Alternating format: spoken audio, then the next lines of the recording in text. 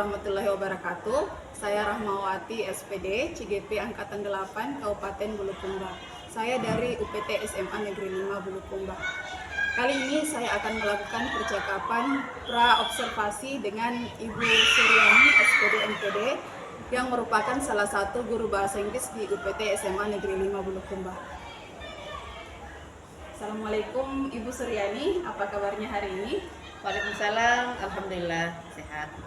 Baik, hari ini kita akan melakukan percakapan pra-observasi sebelum nantinya saya akan mengamati proses pembelajaran yang akan Ibu lakukan di kelas atau bisa disebut dengan observasi kelas. Adapun tujuan dilakukannya observasi atau supervisi adalah untuk mengetahui dan mengevaluasi jalannya proses pembelajaran yang Ibu lakukan nantinya. Kegiatan yang kita lakukan ini merupakan persiapan awal sebelum nanti Ibu melakukan kegiatan pembelajaran di kelas agar nantinya lebih siap sehingga pembelajaran dapat berlangsung dengan baik dan memberikan yang terbaik bagi murid kita. Ada beberapa pertanyaan yang akan saya sampaikan kepada Ibu. Baik, yang pertama, pada saat nanti proses pembelajaran, apa tujuan pembelajaran yang ingin Ibu capai? Iya, ada dua tujuan pembelajaran. Yang pertama, dengan tayangan video diharapkan di sini peserta didik mampu mengidentifikasi tujuan daripada teks, baik itu secara lisan maupun secara tertulis, dengan memberi dan meminta informasi sesuai dengan konteks penggunaannya dengan teliti. Nah, untuk tujuan pembelajaran yang kedua, melalui diskusi kelompok, peserta didik mampu merinci bagian-bagian atau struktur materi personal lecture, baik itu lisan dan tertulis, dengan memberikan dan meminta informasi sesuai dengan konteks penggunaannya dengan teliti. Baik, jadi di sini ada dua tujuan pembelajaran yang ingin Ibu capai, Ya, dengan materi personal lecture. Ya, baik Bu. Pertanyaan yang kedua, bagaimana area pengembangan yang ingin Ibu capai atau yang Ibu ingin untuk diobservasi? Ya, untuk area pengembangannya ada dua, yaitu area pengembangan pengetahuan dan area pengembangan keterampilan.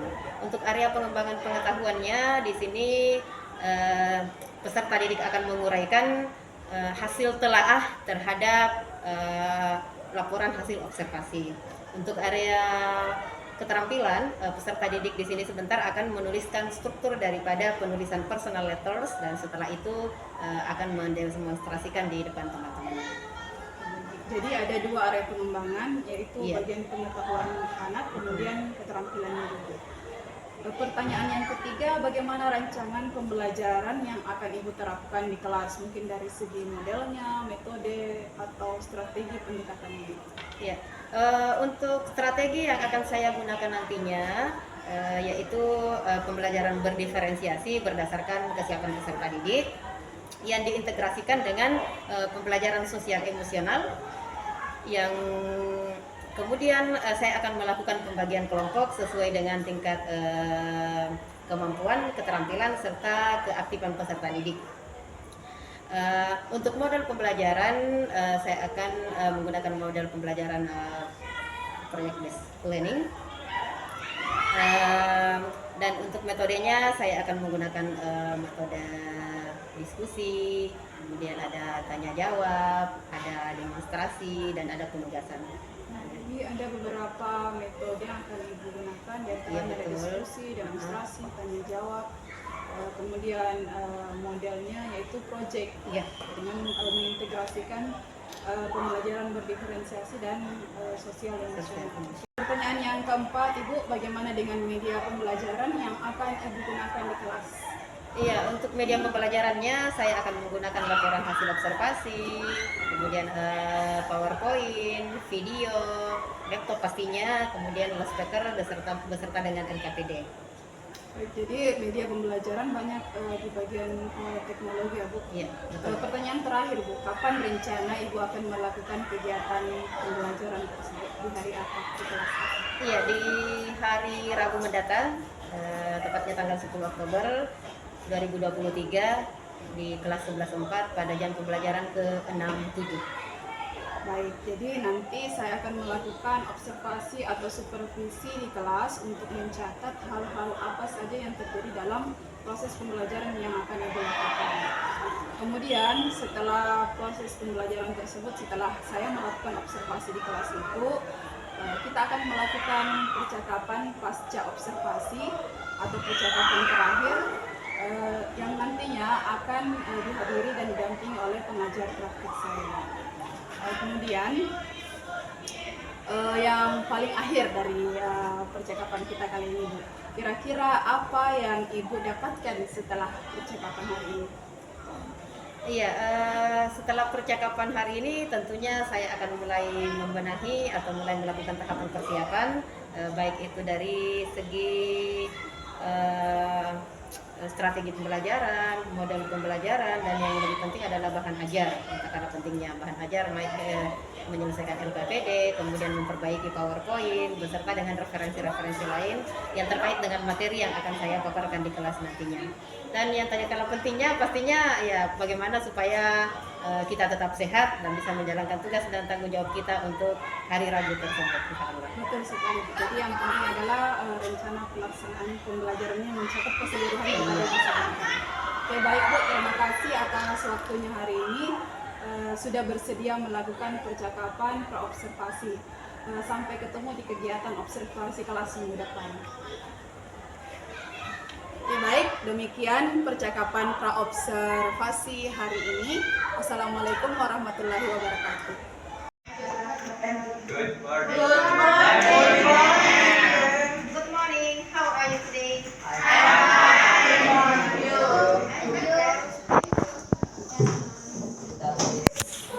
Let's pray together.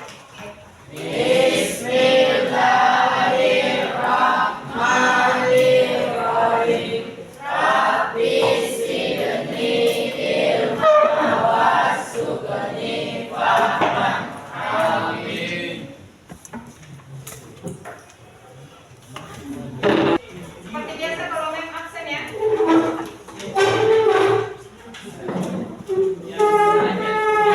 Iya. Like the last time.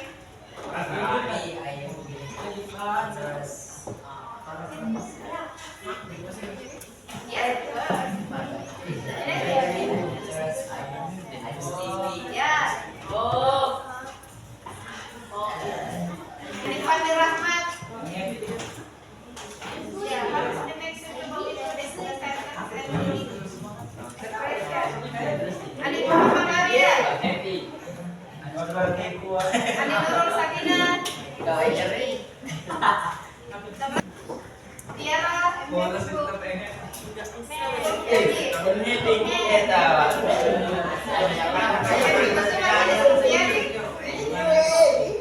Materi video na. What did you study about in the last meeting? What about apa yang ibu sampaikan pertemuan yang lalu tentang materi hari ini? Bukan? About personal. Apa itu personal? Surat. Pribadi. Kenapa pengatur? Coba stand up. Kita breaking dulu. Coba stand up. Stand up. Are you ready?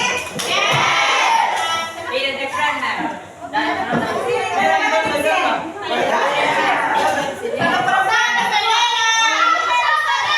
ada semua pasangannya perempuan. Jadi pelengkap jadi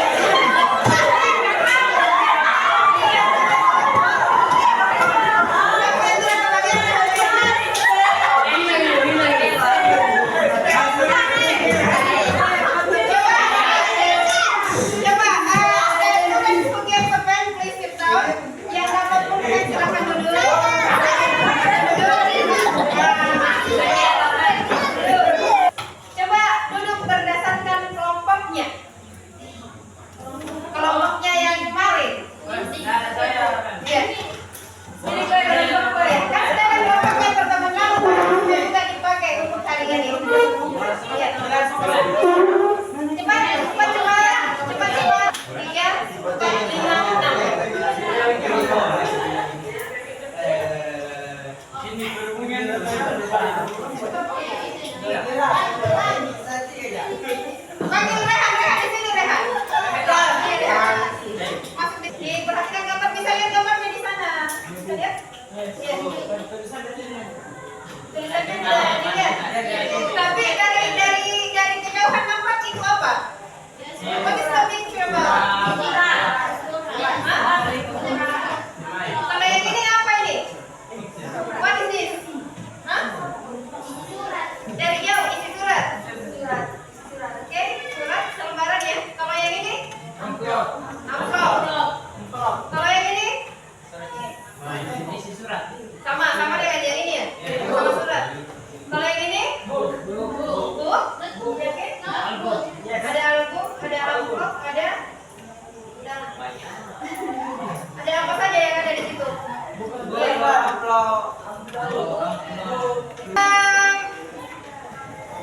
you always write the letter? Sering menulis surat? Tidak. Tapi pernah melihat surat? Contohnya surat apa? Masih ada surat cinta hari ini? Surat untuk orang tua. Surat sakit, ya surat sakit. Surat apa lagi? Ya surat panggilan. Kalau siapa yang pernah dapat surat panggilan ini? Rehan. Nah, surat panggilan. Kurang jelas ya? Iya. Jadi tujuan pembelajaran kita hari ini ya mengenai video ya mampu mengidentifikasi tujuan personal dan apa tujuannya, tujuan penulisan surat, dan give information about the letter. Artinya apa surat tersebut berisi tentang apa? Apakah tentang permohonan izin, apakah tentang share a good news, atau tentang apa saja. Kemudian ini melalui diskusi kelompok itu yang akan Anda lakukan terkait dengan kelompok kita. Apa-apa yang akan dievaluasi, dianalisa di sini merinci bagian-bagian struktur tes personal letter. Kemudian memberi dan meminta informasi terkait dengan konteks dan penggunaannya dengan kreatif di sini. Koresponden atau tulis menulis surat semacam atau pasti selalu bisa bertukar kata dalam bentuk surat atau email. Sekarang kita coba yuk menulis personal letter dalam bentuk bahasa Inggris. Pertama, kita akan mempelajari definisi atau is a letter which is written for someone you know, atau disebut sebagai surat pribadi, yakni sebuah surat yang berisi hal-hal pribadi atau masalah pribadi yang dikirim perorangan dari individu ke individu yang lainnya. Oke, ya cocok sekali. Bicara apa namanya ini terkait dengan generic structure of personal letter. Tadi kan ada beberapa yang dimaksud Pak, ada structure-nya, ada struktur penulisan surat Pak. Ditulis, oke. Jadi ada itu di tabel, coba perhatikan tabelnya, ada tabel social function. Apa tahu apa artinya social function? Ya, tujuan penulisan surat. Iya, apa maksudnya? Fungsi surat yang ini, yang ada di sini, bukan yang ada di atas. Kan tulisannya per kelompok, karena ini penilaian per kelompok. Ditulis saja, jadi ada 3, tulis di tabel pertama apa, di tabel kedua apa, di tabel ketiga apa. Baru dirinci, kemudian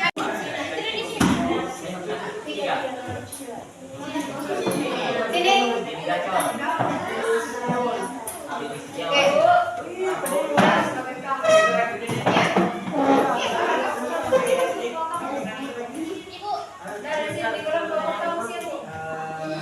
Kamus di HP-nya saja.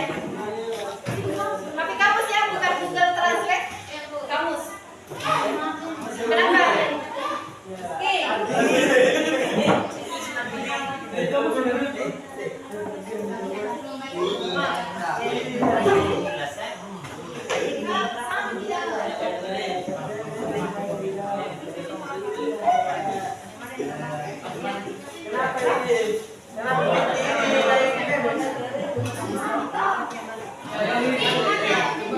Kalau kalian sudah mengerti, tanyakan kalau yang sudah jelas cara mengerjakan ya. Tanyakan.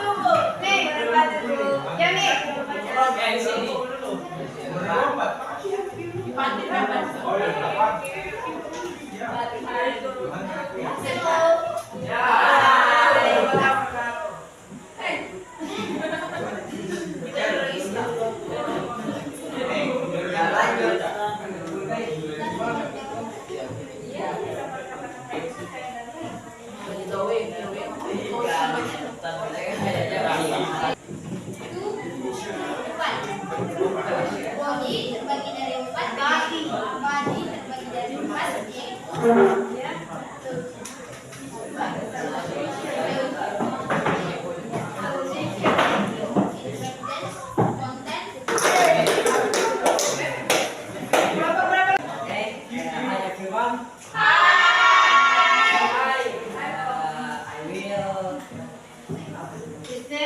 I will present our discuss on The result of our discussion.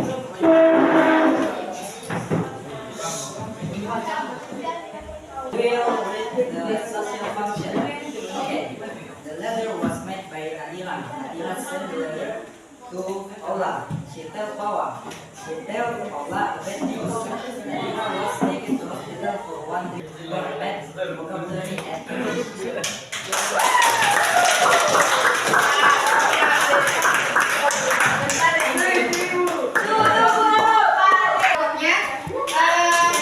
Sekarang kami show to you. Perlihatkan kembali video sejarah ringkas yang tadi. Kami perlihatkan kembali baru kita masuk di jawabannya. Perhatikan. Di sini itu ada dua, ada S, ada A. Jadi di sini kalau number one apa? Number one? Ya, jadi number one itu sama dengan D. Tuh, jadi tulis number one dan kalimat dia tulis di situ April 2018. Nadira. Itu Nadira. Any question, Tomar? Ada yang mau ditanyakan? Diingat-ingat Ki, bagaimana kerjaannya tadi, benar semuanya atau bagaimana? Ya, ada yang perlu diperbaiki ya, ada yang perlu diperbaiki, ada yang perlu ditambahkan.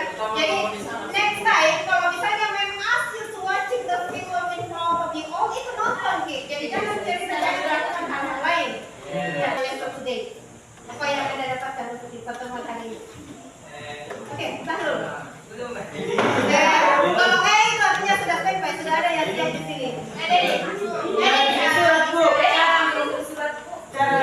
Bisa membedakan yang mana itu bisa membedakan struktur. Iya, membedakan ya yang mana ininya. Iya, jadi paling itu dulu. Ketika melihat surat, Anda bisa menganalisa, mengevaluasi struktur penulisan surat pribadi. Jadi structure of personal letter. Which one is written, which one is body, and then which one is closing. So bedakan. Yes. How ekspresinya yang mana? Yang ekspresinya yang mana ekspresinya Rehan, yang mana ekspresinya di sini saya. Ada tadi yang selalu mau tidur terus.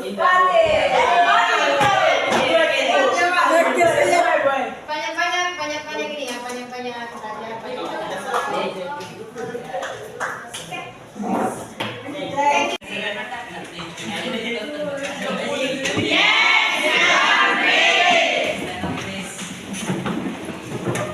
Thank you to our teacher.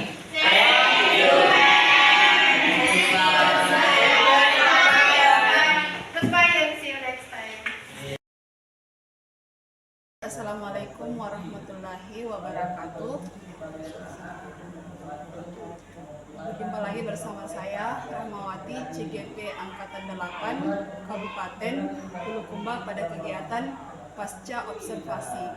Saat ini saya masih ditemani oleh Ibu Suryani, SPD NPD, sebagai guru yang telah diobservasi pada kegiatan supervisi akademik. Saat ini juga saya ditemani oleh Bapak Andi Ardiansyah sebagai pengajar praktik saya pada kegiatan PGP Angkatan 8 Kabupaten Bulukumba.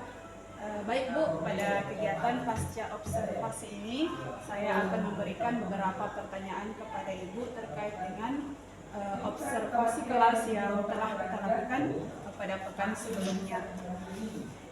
Pertanyaan pertama, menurut Ibu apa yang ingin Ibu dapatkan pada kegiatan pasca observasi kali ini?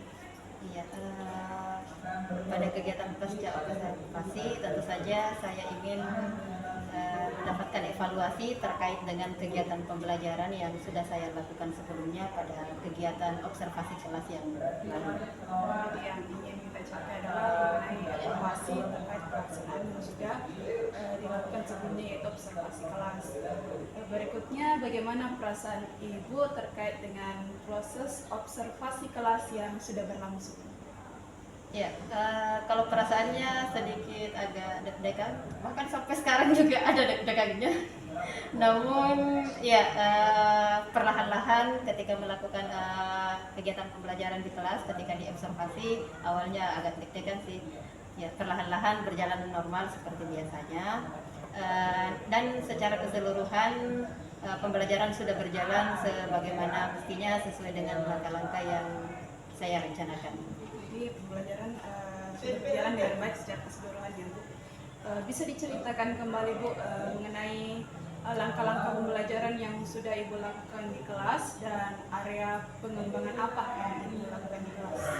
Iya, untuk langkah-langkah pembelajaran seperti biasa dari kegiatan awal, kegiatan inti dan kegiatan penutup. Di mana kegiatan awal meliputi bagaimana menyapa peserta didik, kemudian berdoa, kemudian cek kehadiran peserta didik, memberikan ice breaking untuk mengembalikan fokus peserta didik kepada pembelajaran, kemudian masuk pada menyampaikan tujuan pembelajaran, kemudian pada kegiatan inti memaparkan materi melalui PowerPoint, melalui video pembelajaran terkait dengan materi yang digunakan, materi yang diambil pada pertemuan itu. Kemudian ada diskusi dan ada presentasi. Pada kegiatan akhir ada refleksi, kemudian ada menyampaikan kesimpulan, memberikan kesempatan kepada peserta didik untuk menyampaikan kesimpulan terkait dengan materi yang didapatkan dari pertemuan yang kemarin. Kemudian tidak lupa menyampaikan materi yang akan dibahas untuk pertemuan selanjutnya dan diakhiri dengan berdoa. Nah, untuk area pengembangan di pertemuan observasi kemarin ada dua. Yang pertama yaitu area pengembangan dari segi pengetahuan, di mana peserta didik di sini menguraikan hasil telah dari struktur atau social function daripada materi yang disajikan. Kemudian untuk area keterampilan, di mana peserta didik di sini menuliskan secara berkelompok terkait dengan materi yang disajikan, kemudian melakukan persentase dan pembalik terkait dengan materi tersebut. Jadi langkah-langkahnya sesuai dengan apa yang sudah Ibu susun, mulai dari kegiatan awal yang dari melakukan presensi didik, ada kemudian ice breakingnya, menyampaikan tujuan, dilanjutkan dengan masuk ke kegiatan inti, jadi ada pemaparan materi, kemudian ada diskusi kelompok, demonstrasi yang dilaksanakan sampai masuk kegiatan akhir tentang refleksi yang dilakukan oleh peserta didik, kemudian ada penyampaian apa yang akan dilakukan pada pertemuan. Nah, untuk area pengembangan tadi yang Ibu sampaikan, di sini Ibu memfokuskan kepada dua, yaitu pengetahuan dan keterampilan, di mana pada bagian pengetahuannya di sini anak-anak atau peserta didik melalui kegiatan observasi materinya tadi menguraikan hasilnya. Kemudian keterampilannya ada menulis personal letter, kemudian ada demonstrasi dan umpan balik dari Oke, baik Bu. Menurut Ibu, apakah area pengembangan yang Ibu lakukan tadi itu sudah berhasil atau tidak? Menurut saya sudah berhasil, meskipun demikian masih ada kekurangan yang saya temui pada proses pembelajaran. Kekurangan yang seperti apa yang Ibu temui? Mungkin bisa diceritakan. Ya, pada kegiatan pembelajaran pada saat observasi masih ada peserta didik yang saya temui tidak aktif atau tidak berpartisipasi dalam kegiatan pembelajaran tersebut. Ya, apalagi ketika berdiskusi mereka seolah-olah tidak terlalu aktif dan tidak peduli dengan kegiatan yang dilakukan oleh teman yang lainnya di kelas, bahkan dalam satu kelompoknya. Jadi hanya mengandalkan temannya saja. Jadi ada beberapa peserta didik yang kurang aktif lah, kurang berpartisipasi dalam kegiatan pembelajaran tersebut. Kendala yang dihadapi pada kegiatan observasi yang lalu adanya peserta didik yang tidak aktif mengikuti kegiatan, kemudian seolah-olah tidak peduli dengan aktivitas yang dilakukan di kelas, kemudian mengandalkan temannya pada kegiatan kelompok. Menurut Ibu, kira-kira apa penyebab siswa tersebut kurang aktif dan tidak ingin terlibat dengan aktivitas kelas? Mungkin peserta didik tersebut kurang tertarik dengan strategi yang saya gunakan, karena kita tahu bahwa peserta didik dalam satu kelas itu memiliki kebutuhan yang berbeda-beda. Mungkin juga peserta didik tersebut tidak nyaman dengan teman kelompoknya, karena saya bagi kelompok berdasarkan pengetahuan dan keterampilan peserta didik pada saat itu. Jadi apa namanya di sini ada kemungkinan penyebab siswa tersebut kurang aktif adalah dari segi strategi yang digunakan. Kemudian ada rasa ketidaknyamanan mungkin dengan kelompok yang sudah berikutnya apa rencana Ibu ke depan untuk memperbaiki proses pembelajaran? Mungkin saya akan mencari strategi yang lebih menarik lagi untuk melaksanakan pembelajaran yang berdiferensiasi untuk memenuhi minat dan bakat peserta didik yang berbeda-beda tersebut. Kemudian terkait dengan peserta didik yang tidak nyaman dengan teman yang lainnya, mungkin di sini lebih diperdalam lagi bagaimana peserta didik menumbuhkan rasa sosial emosional dengan siapa saja, ya, sehingga bisa beradaptasi dengan lingkungan baru atau dengan kelompok-kelompok baru. Jadi kedepannya jadi ingin lebih mencari strategi yang bervariasi untuk memenuhi kebutuhan peserta didik yang berbeda-beda, terkait dengan minatnya, bakatnya, kemudian mungkin juga dengan gaya belajarnya yang kemudian lebih mengedepankan pembelajaran sosial emosionalnya agar bisa berkolaborasi, bekerja sama dengan siapa saja. Baik, semoga apa yang Ibu rencanakan ke depan dapat terlaksana dengan baik sehingga proses pembelajaran bisa berjalan jauh lebih baik lagi. Kira-kira kapan Ibu akan mulai melakukan perubahan sesuai dengan yang Ibu rencana yang Ibu sampaikan tadi?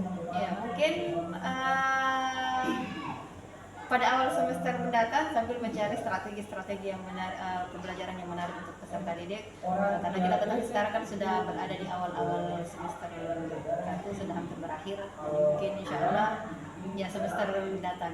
Jadi rencananya semester mendatang akan lebih diperbaiki lagi strategi yang akan Ibu terapkan di kelas.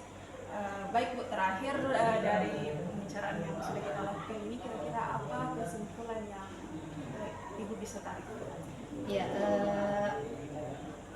sebagai tenaga pendidik pastinya tidak berhenti belajar untuk selalu menggali potensi untuk mencari dan selalu mencari referensi terkait dengan strategi dan metode pembelajaran yang digunakan di dalam kelas. Kemudian ya bagaimana membuat peserta didik untuk tertarik dengan apa yang kita sampaikan pastinya. Terima kasih banyak atas jawaban-jawaban yang Ibu sampaikan tadi. Selanjutnya saya memberikan kesempatan kepada Bapak Andi Ardiansyah sebagai pengajar praktik untuk memberikan tanggapan kembali terkait dengan proses pasca observasi yang telah kami lakukan. Baik, Assalamualaikum warahmatullahi wabarakatuh. Sungguh luar biasa akan dilakukan oleh Ibu Mawati bersama rekan sejawat Ibu Suryani. Terima kasih ibu berdua telah mempraktikkan proses supervisi akademik berbasis coaching. Jadi alangkah bagusnya, alangkah indahnya percakapan hari ini jika itu terus dilanjutkan di kemudian hari dan terus dikembangkan antara rekan sejawat lainnya. Jadi proses pengembangan diri seperti inilah yang diharapkan, saling menggali potensi, berbagi pengalaman, dan tentunya hasilnya adalah sama-sama kita berkembang bersama. Tentunya dengan kolaborasi, jadi sudah tidak ada lagi prinsip berjalan sendiri-sendiri di sekolah dalam mengembangkan diri. Tentunya kita harus semangat kolaborasi, tetap dilanjutkan proses coaching seperti hari ini, mungkin dalam suasana yang lebih santai, lebih apa adanya, sesuai dengan percakapan kita sehari-hari di ruang guru ataupun dimanapun kita biasa ngumpul di tempat-tempat ngumpul di sudut-sudut sekolah atau di ruang-ruang sekolah yang kita favoritkan untuk bercakap, berbincang tentang pengembangan diri.